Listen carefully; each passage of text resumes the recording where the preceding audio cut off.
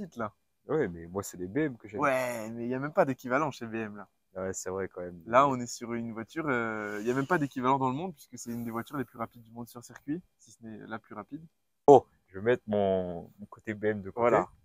Les pro BM sur la vidéo, il faut qu'ils mettent leur côté BM, pro Ouais, BM à fond de côté. voilà, Ils regardent la vidéo et ensuite ils le récupèrent. c'est ça. Bon, Bon, on passe à la présentation. Faut le dire quand même, on n'est pas une grosse chaîne YouTube, hein. On n'a pas, on n'a même pas 500 abonnés. Et on présente une des voitures les plus exclusives du monde. 1500 exemplaires dans le monde, à peine 100 en France quand même. Il y en a 3 ou 4 à Monaco. Et la voiture la plus rapide du monde sur circuit, officiellement. bon, allez, Allez, let's c'est go. parti. Donc, qu'est-ce qu'on a, Nathan? Là déjà, on est face à une voiture incroyable, une AMG GT Black Series. Donc, c'est le dernier modèle d'AMG GT, donc le dernier modèle de supercar de Mercedes. Pour vous contextualiser, il y a eu la MG GT, la GTS, GTC, GTR, GTR Pro et ce monstre, la GT Black Series. Ouais. Qu'est-ce que c'est Black Series? C'est les voitures les plus rares de la marque. C'est l'extrême de AMG, quoi. En plus, celle-ci est toute noire, c'est parfaitement dans le thème. Ah ouais. Alors, ça a commencé dans les années 2000 avec la CLK, ensuite la SLK. Ensuite, on a eu la SS65 Black Series, la C63 Black Series, bien connue quand même, je pense que c'est une des plus connues. Ma préférée, je t'avoue, de chez Black Moi, Series. ma préférée, c'est celle d'après, la SLS Black Series. Très très rare, je crois qu'ils en ont fait 200 dans le monde. Et après, on a eu ça, un peu plus d'exemplaires, donc un peu moins rare entre guillemets. Mais vous en verrez pas beaucoup sur les routes, croyez-moi, vous en verrez presque plus sur circuit. Bon, Lucas, en parlant de circuit, Ouais. cette voiture-là, elle met une seconde à ta voiture préférée quand même sur le Nürburgring, hein. Non, plus sérieusement, j'affectionne particulièrement l'SVJ. Ouais. L'SVJ a un temps de 6 minutes 44 et quelques. Ouais.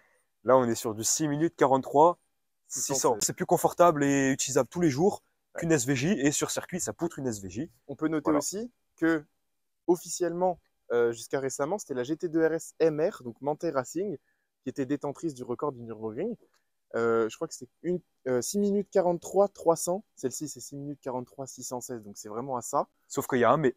La GT2 RS MR n'est pas une GT2 RS d'origine, donc d'après moi, elle n'est pas considérée comme Une vraie détentrice du record. une vraie voiture de série, homologuée, etc. D'ailleurs, la GT2 RS de série est derrière elle. Bien derrière. Évidemment, Mercedes, ils sont géniaux. Ils ont fait un record avec cette voiture. Ils se sont dit, c'est pas assez, on va refaire un record. Donc, ils ont sorti la AMG Project One. Et cette voiture, c'est en gros un V6 hybride de Formule 1 qui fait 1000 chevaux. C'est vraiment une voiture de Formule 1 dérivée pour la route. Après, c'est pas comparable à ça. Non. Mais c'est officiellement une voiture de série. Et je crois qu'elle lui a mis 8 secondes. Donc, ça commence à faire un peu beaucoup. 35, quelque chose comme ça. Bon, on leur a parlé de circuit, de record.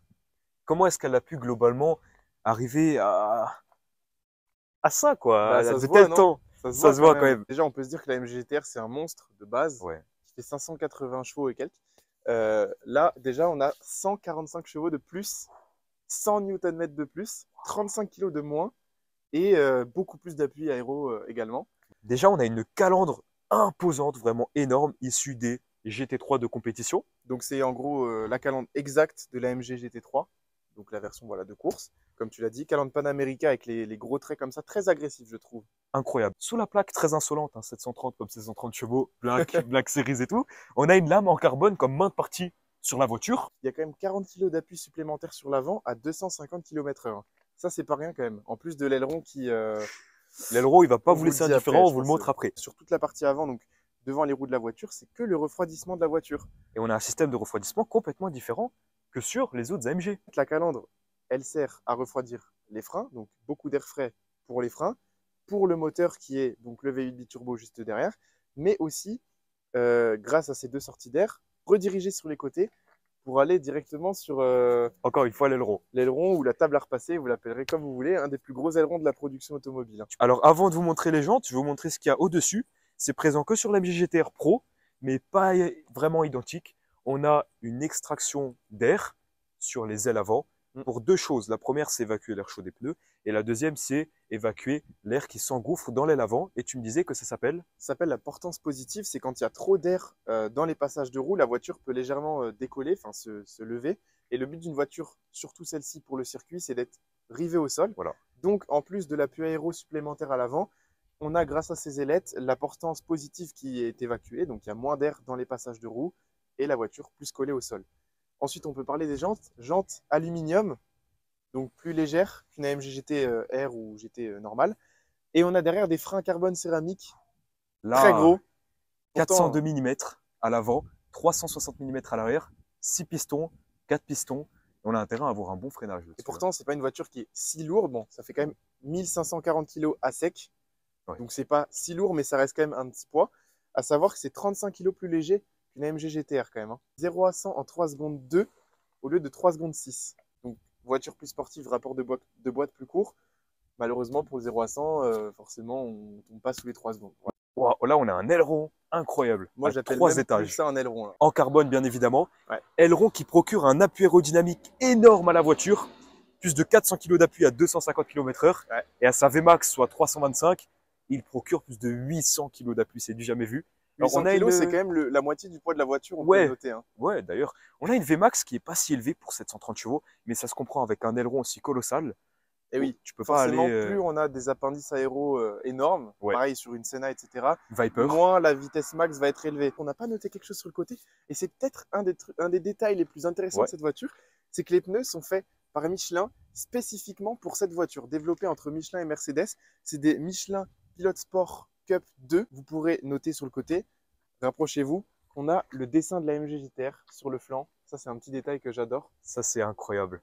Quand ils ont fait la voiture, ils se sont rendus compte que le coffre s'aplatissait tellement il y avait de poids dessus, quand même Incroyable. 800 kg. Donc il y avait tellement de poids sur l'arrière de la voiture qu'ils ont dû mettre un coffre en carbone, premièrement, enfin un haillon en carbone. Et en plus de ça, on vous montrera juste après, là on va vous montrer le moteur, etc. Je pense que c'est intéressant de le noter, peu de gens le savent. Il y a des renforts donc sur le haillon et dans le coffre, il y a 2 barres en métal qui sortent, qui sont fixées sur le châssis directement pour que en fait toute la force du vent qui aplatit l'aileron soit directement transférée sur le châssis pour que la voiture soit beaucoup plus rigide et plus posée au sol. Et là, sur l'aileron, d'ailleurs, on a une partie qui, tout simplement, est réglable électroniquement. Voilà. Alors là, on a une partie qu'on peut régler avec une petite un Oui. tournevis, mais cette partie-là se règle électroniquement. Elle s'ouvre de 20 degrés, donc ça offre quand même plus d'appui aéro. Ouais. Et surtout, au-delà de l'appui, c'est pour la stabilité à haute vitesse. Cette partie amovible se baisse, ou alors vous avez un bouton à l'intérieur aussi. Et une fois qu'elle est baissée, vous pouvez atteindre la vitesse max plus rapidement. Donc Tu ça, m'étonnes. il y a plein de petites choses. Il y a dans trop de cette choses à voiture dire qui sur sont cette voiture. incroyables. Faut savoir que c'est une voiture qui est très peu présentée sur YouTube et même, à part des journalistes, il y a très peu de gens qui peuvent se permettre d'avoir des voitures comme ça sur une chaîne YouTube. Donc c'est vraiment un honneur pour nous. Vraiment. À l'arrière, on a le logo AMG GT Black Series tout le temps écrit en noir, logique. C'est incroyable. Et pour finir sur l'arrière, au-delà de la plaque 730 Black, donc on l'a dit 730 chevaux Black Series, Insolent. plaque très stylée. Le propriétaire a une F8 Tributo avec la plaque 720 Rosso aux couleurs de la voiture, 720 à la puissance, très très beau. Et vous noterez l'énorme diffuseur carbone avec les sorties d'échappement, puisque l'échappement a été retravaillé, vous l'entendrez. C'est plus un bruit de 4 cylindres qu'un bruit de V8 malheureusement. Ouais. Alors ça, les gens ne savent pas pourquoi, Nathan. Oui, ils savent pas pourquoi, mais toi tu sais. Moi, Donc, je tu sais. vas leur expliquer. Je vais leur expliquer. Donc, on a le V8 4 litres biturbo de l'AMG GTR, en gros. Ouais. Et il a pris plus de 100 chevaux. Maintenant, il est à 730 chevaux. Et tu me disais combien en Nm de couple? 800 Nm. Incroyable. Alors, pourquoi est-ce que cette voiture est connue pour, entre guillemets, ne pas faire de bruit, du moins qu'une AMG GTR et GTR Pro? Je pense qu'on peut vous mettre un plan maintenant de quelques rêves et vous allez voir, vous allez Ouais. vous dire mais c'est pas un V8.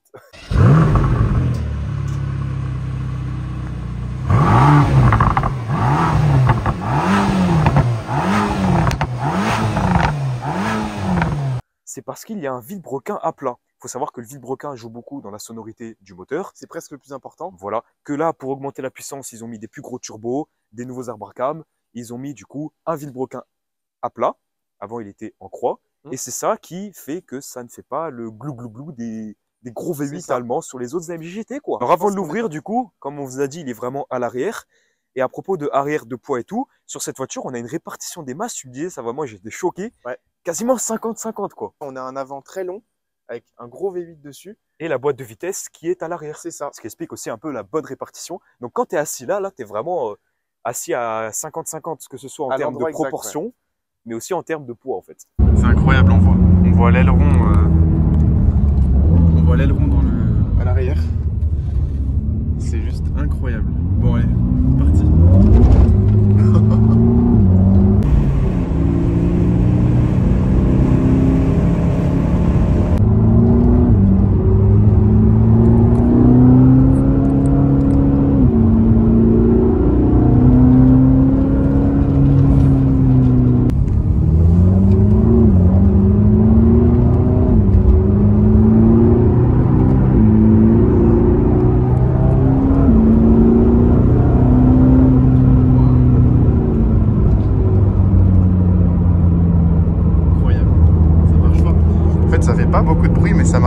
fort.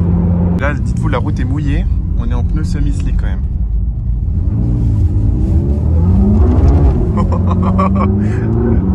Ça patine.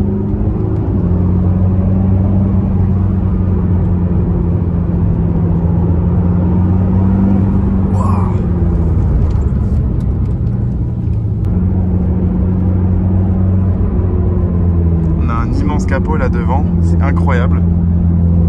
Un immense aileron à l'arrière avec l'arceau.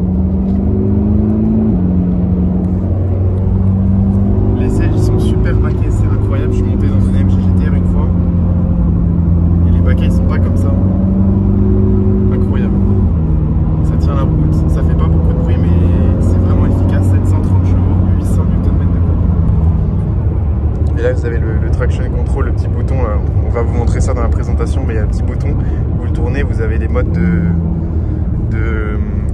traction control différents pour que la voiture patine un peu plus ou un peu moins, comme ça vous réglez au mieux la voiture.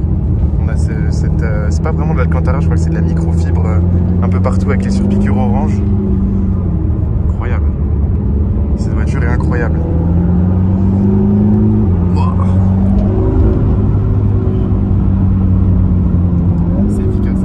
Regardez, petit détail cool. AMG GTR. Ils n'ont pas fait la mise à jour pour mettre la Black Series.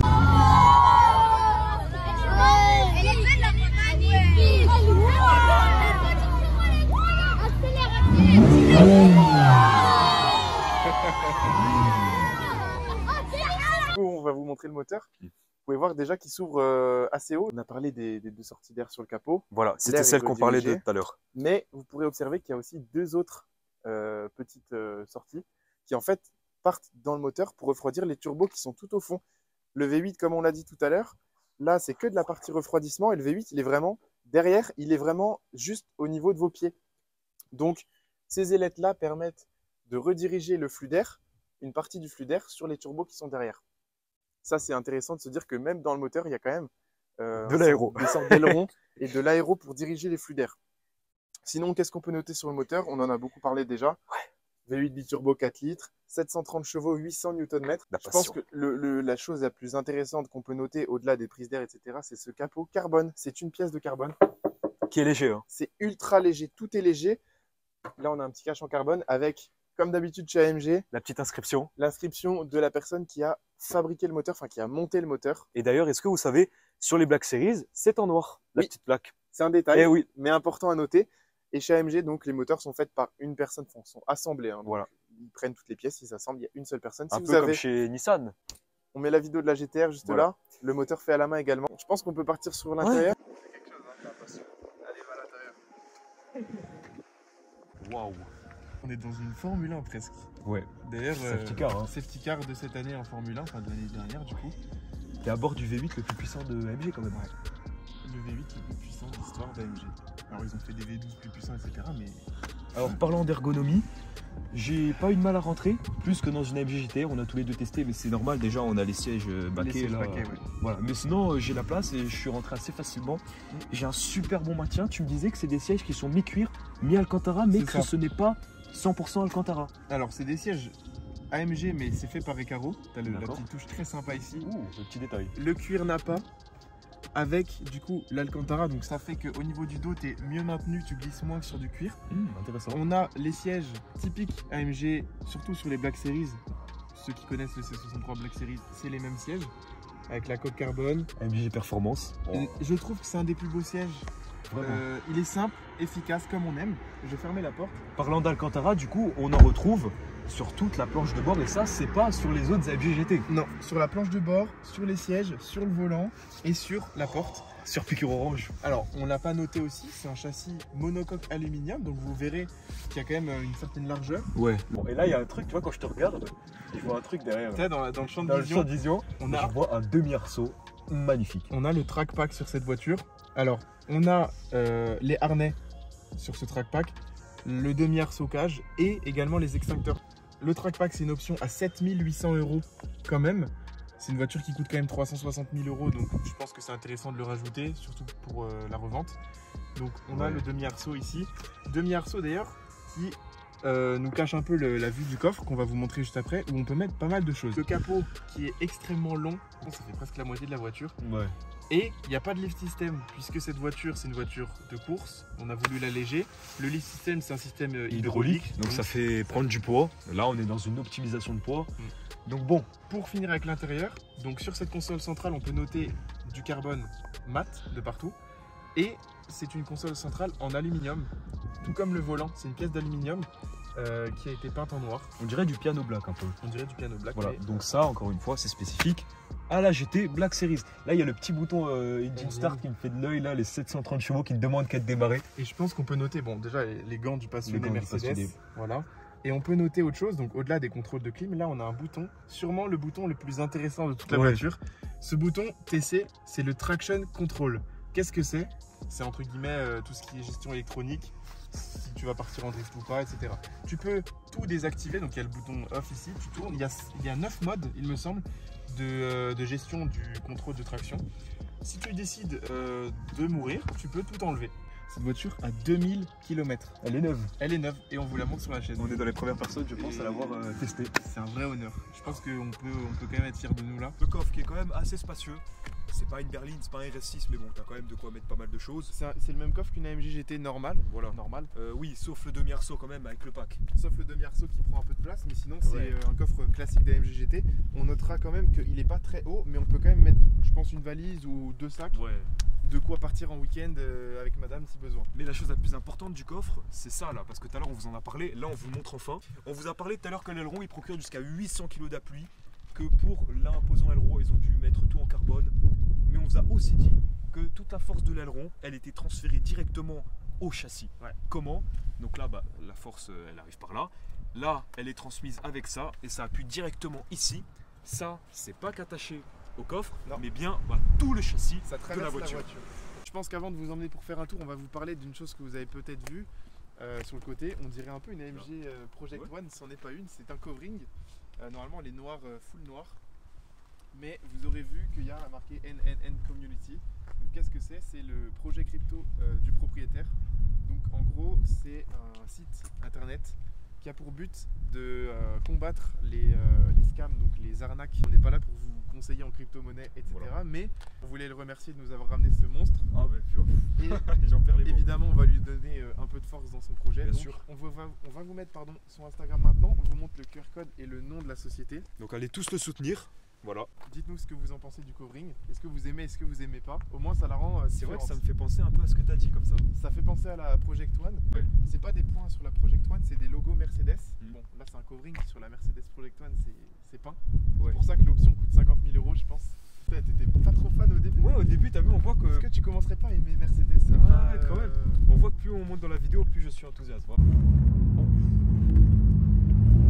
Oh, ça tourne bien.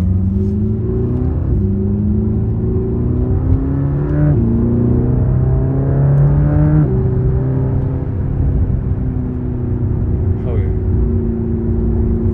Ah, on sent qu'on est vraiment dans une vraie voiture de piste là. L'immense aileron derrière dans le rétro. Long capot devant.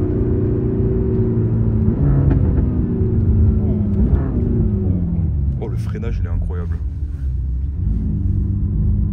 Ça tourne vraiment bien. Hein.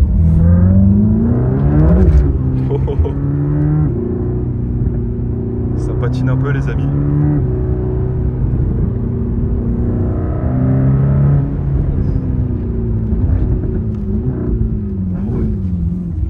Ça tourne bien.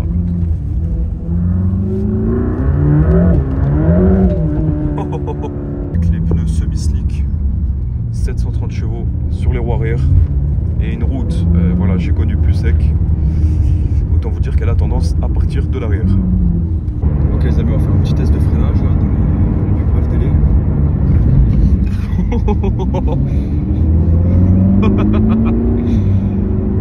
ça freine bien. The brake is